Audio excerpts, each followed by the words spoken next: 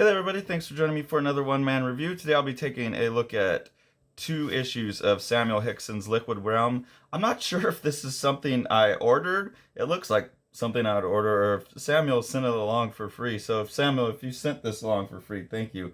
I just don't remember ordering these, but I definitely understand why I would have if I would have seen them on Instagram. That tells you how impulsive I could be with my comics ordering. But I'm very glad I did order these. These are really cool little anthologies. I think like the closest comparison I can think of is what Daniel Clowes did on 8 Ball, but with a very different bent, but that kind of like compilation of short stories, a lot of like little one-off strips, everything's hand done and hand lettered. So that kind of similar format, but the type of stories that are told in here are very different. This is obviously a British creator, and a lot of the dialogue leans heavy into like the kind of the Cockney accent, and the colloquialisms and stuff like that. Like, uh, I like me a footy, uh, I don't just Brexit was a wank idea. There's things like that. So it's very obviously a British comic. But I'm gonna just go through and show some of the stories. I don't want to show all of them. And the other thing about this is a lot of the stories have really funny, unexpected, really clever twist endings. And also they have these weird cadences in them where your expectations are always being subverted. So I don't want to give away too much, but I do want to show some of that. So like here you get this kind of jokey stuff with this like Cockney accent in it. And then here we're going into, it says Liquid Realm, and so I assumed, okay, well then this is all just one story. It's not an anthology. And then it just jumps into like a really kind of cheesily written sword and sorcery kind of story. And it reminded me a lot of like early issues of Cerebus, where it's like this is someone who can really write and compose, and the drawing's a little bit rough, but like this is a person who's going to get way better over time. But as I was being irritated by the cheesy dialogue, it's like this is actually really good writing, in the sense that I knew just from the first couple jokes that this isn't the only way this person can write. That Samuel Hickson can kind of write in different styles, and was choosing to write in this style. And then in that sense, it became really interesting to me, because I've always thought like an actor who can act like a bad actor, or a singer who can purposely sing poorly, that seems impressive to me, to be able to subvert it. And so I felt like that's what Samuel Hickson was doing. Um, and that was just a really interesting strategy, but I was unsure. It was like, I don't know, is this just someone who's nostalgic for this type of old sword and sorcery, and I'm just going to be stuck with kind of purposely cheesy writing? But then there's a nice twist I don't want to give away, and you switch back into some more regular dialogue, and I realized that my instinct on that was right. But I don't want to give away the twist ending on that story, or even talk about what it was. Then you get to the next story, and it's like, okay, we are in an anthology. It is kind of what I expected in that sense. And you just get some really cool visuals. You get this character who's turned into a cube, and he's saying, "Dude, I've been cubed," and the word balloons become kind of three-dimensional. They'll put in perspective with the box, and so there's just some really cool formalisms like that throughout the thing, and it's a really funny story. And this one didn't have so much of a twist ending as just like a strange little ending to it. But it's cool, just that diversity. You also get a sense of like all the different influences that Samuel Hickson is picking up. Like this type of thing right here seems a little bit Gilbert Hernandez-y to me. This one is very much like the sword and sorcery stuff.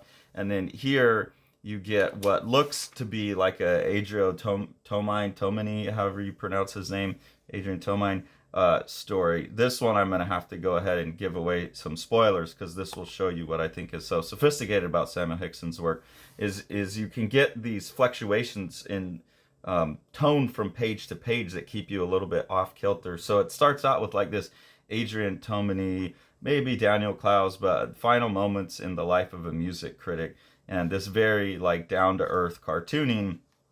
And then you get like this type of page where the thing blows up his head. He's listening to this music, and it literally explodes his head. And that style kind of in that Adrian Tomine, Daniel Clowes, very kind of static cartooning like this. And then all of a sudden you flip over into this kind of psychedelic, trippy Paul Kirchner look here, and this is all part of the same story. And now we're in this psychedelic space with this character who has a band that can like blow your mind. And I just really like that subversion, and this is a constant tactic in Hickson's work, is this genre subversion, and he's using stylistic cues to pull that off. Now, I think the surface level of everything, he can't quite nail the rendering techniques of all these different artists. If he could really nail that, then those subversions would be even more impactful, I think. But the layout, the composition, like that, all of that information comes through anyways. And then you get this, totally wild. You get the more like the Dan Clowes thing here, but also mixed with some of like the Hernandez Sexy Brothers, or like Sexy Girls here, almost like a Paul Pope face there. This is more, like the old fantasy stuff. So the space where everything comes together, and then more style play as like reality devolves into or evolves into abstract structure. And you can see that happening here, and it's like a three-dimensional space, and then it just starts to flatten out. And it's just such a fascinating strategy to be subverting using style. As someone who's really interested in style, I find that being able to use style to create narrative flows and narrative like kinks and unexpected moments is a really interesting. It's like the twist is related to style, and that's an interesting strategy I've never seen before.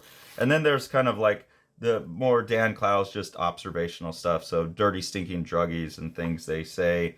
There's another story here that I don't even want to get into because I don't want to give away the ending, but another really intelligent story. And like the way it handles the topic it handles, again, subverts like our expectations in a way that you don't see coming, and it's really fun. And then this is another kind of just what happens if you go out into the public. So that was issue 1. I found that all really compelling. So really excited to read issue 2. And the same thing. The art gets more sophisticated in the rendering, and then I think the narrative kind of flow of expectation gets even more interesting and complicated. Also, I really like this inside front cover. Like, he does a really good promo for himself as an artist, and it's just kind of the writing on it is really compelling, even though it seems all kind of like non sequitur image jumps. It all makes sense. Then this story here, I really, really enjoyed. It's just a bunch of friends sitting around, and I'll go through this whole one because I don't think there's any twist to give away.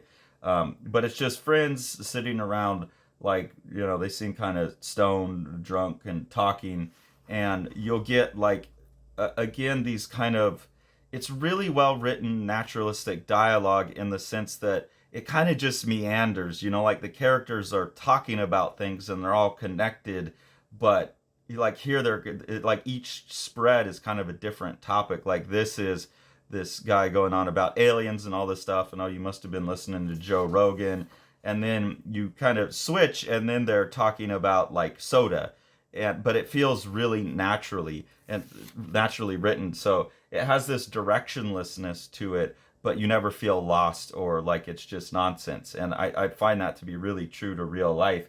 And then you kind of have another, not twist ending, but you see that you have this character that you only see once, and he's like checked out of the room.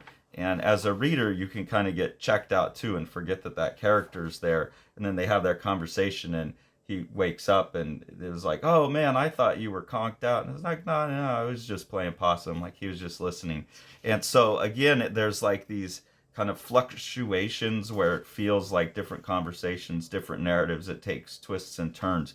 And then that applies to a lot of the other stories. Like this is kind of a government conspiracy story, and you can get into that like government conspiracy aspect, but then the characters will go and have just such a natural conversation about like, oh, yeah, I really thought you liked Oasis. Oh no, like I really liked the first 2 albums, but the third one was shit. And so you can get wrapped up in that slice of life conversation and forget that you're in this crazy sci-fi story. And then when you dump back into the sci-fi story, it kind of feels again like a twist in the story, even though it's not. So that was cool.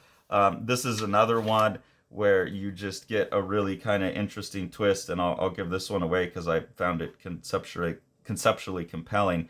But you get this story called Revenge, and it's like a nerd who's built himself a robot costume, and he just goes around killing everyone that's ever been mean to him, everyone who's been a dick to him. And in the end, you get this where they have to blow him up to stop him, and they say, "Thought you were better than us, didn't you? Swanning off to uni to get a degree. Now look at you. Now look at you." And I think there's a lot of wisdom. This gives us, the reason I'm giving away the twist on this one is because it shows the wisdom behind his writing. It's got that more outward looking thing than Dan Clowes has, which I think is really good. Or what like Clowes kind of came to later is that he's the dick. And it's a lesson I had to learn in life too. Like, I was the nerdy kid who drew comics, and I thought no one knew who I was. They ignored me. I wasn't popular. I was like the kid in the corner that everyone ignored. But as I got older, I'd have a lot of people come up to me and be like, "Hey, Carson, oh, you're the guy from high school. Oh, you did all those drawings." And I didn't remember who they were. I didn't know who they were, or maybe I'd like mildly interacted with them. And I had to realize that I was the dick. The reason I was getting picked on is because I was being an asshole. I was like the guy ignoring everyone, lost in my own little world, and I wasn't engaging socially. And there's kind of that message in here, you know, that yeah, bullying and all that stuff is real, but there's also our own reactions that drive it, and that we can have this sense of like, I'm smarter than you, I'm better than you, and of course people are going to push back on that. And so I thought that was just like a really smart, again, like a subversion of the type of story it was. And then here you see him kind of picking on Crumb's his guy walking along, but he calls them plotters. So this is someone who's a really sophisticated writer, a really sophisticated formalist, someone who's getting more and more sophisticated with their actual rendering abilities. Like, the control of the rendering in the second issue compared to the first issue is a pretty big jump. This is someone who can play with style and knows a lot. Like, this has a very like Jaime Hernandez feel to kind of the structure of it and the spotting of the blacks and the faces, versus like this kind of more sci-fi looking. I don't know what the style reference for this one would be. And then coming into, you know, like a more old school comic style here. Then talking about Art Crumb, someone who really knows the history and is leveraging the history and leveraging what we know about different people's styles to make points or misdirect people in stories. And I find that to be just a really intelligent, really well pulled off thing. So really high on these books. I would definitely recommend that everyone go out and get them. Hopefully there will be more Liquid Realm. Of course, I'm always curious to see someone that has these kind of powers do some kind of longer form work. So Samuel Hickson is someone I'm definitely very, very high on. Maybe we could try and get an interview with him. But yeah, I'll be grabbing anything else that Samuel Hickson does. So definitely go support this artist. If you enjoy what we're doing here on the channel and want to support us, there's two ways to do that. The first is through our Patreon. We have 2 different tiers of interaction there, and you can just either get early access to our videos, or you can subscribe to a level where you get exclusive access to a webcomic that we're doing, Prane Day, and you can have voting rights to help influence that, and also exclusive previews of the things that Sean and I are working on. Any of the money we get from there just helps us buy the books that we review, so we try and put that back into the community. And then if you want to support Living the Line itself, the best thing to do is to support what Sean's doing with Living the Line Publishing. So we'll go ahead and take a look at one of his books now. Whole new world. Whole new world. Whole new world. Whole new world. Whole new world. Whole new world. Whole new world. Whole new world. Will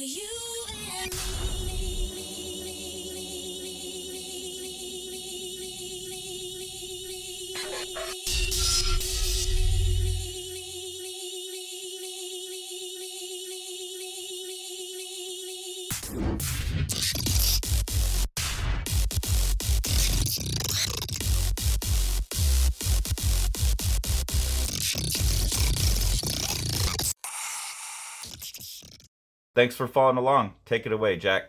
What?